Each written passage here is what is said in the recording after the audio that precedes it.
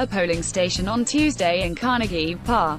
Drew anger. Getty Images. CANONSBURG, PA. The Democrat and Republican in a special House election in the heart of Pennsylvania's Trump country were divided by a few hundred votes in a race that was too close to call early Wednesday, an ominous sign for Republicans in a district that Donald J. Trump won by nearly 20 percentage points. With 100% of votes counted, Connor Lamb, a Democrat, was clinging to a 579-vote lead over Rick Ciccone, a Republican. But a few thousand absentee ballots had not yet been counted, suggesting that no winner would be declared until later in the day, at the earliest. And it was possible that a legal battle could ensue. Taking the stage to applause at 12:45 a.m., Mr.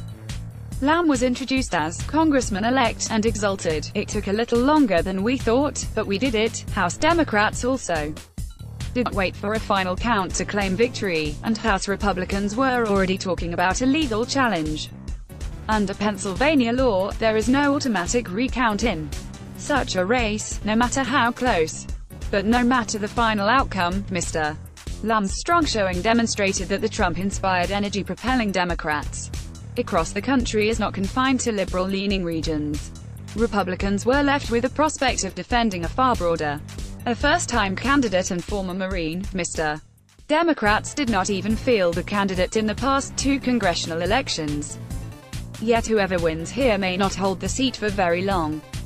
The state Supreme Court ruled in January that Pennsylvania's House map was gerrymandered unlawfully and redrew congressional boundaries that may cause either candidate to run in a new district in November. Ephemeral as any ultimate victory may be, this contest evolved into Republicans scrambled to prop up Mr.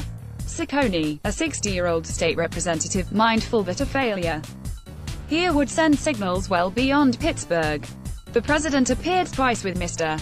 Ciccone, most recently at an airport rally on Saturday night, in which Mr. Trump mocked Mr. Lamb as Lamb the Sham, and pleaded for voters to support Mr.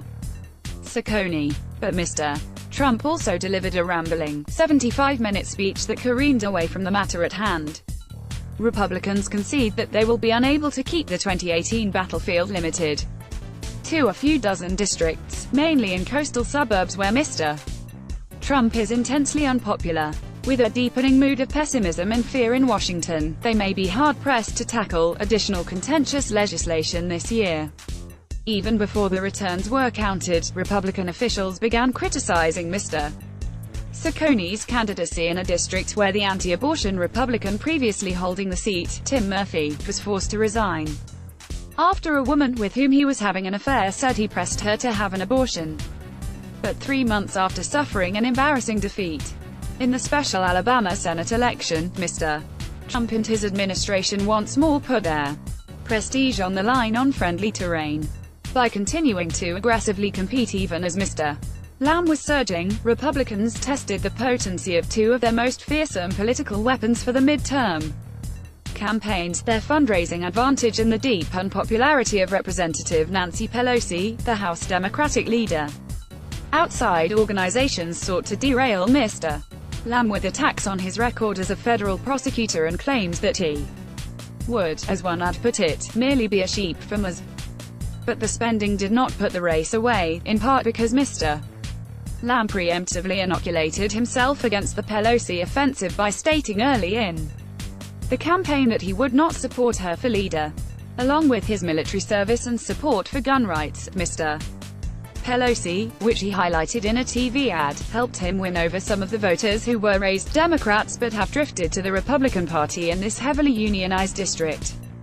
Support of the party's liberal base, at least in districts that will tolerate deviations from party orthodoxy.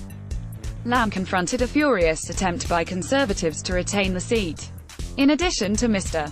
Trump's two visits, Vice President Mike Pence appeared with Mr. Ciccone, and two of the president's children did.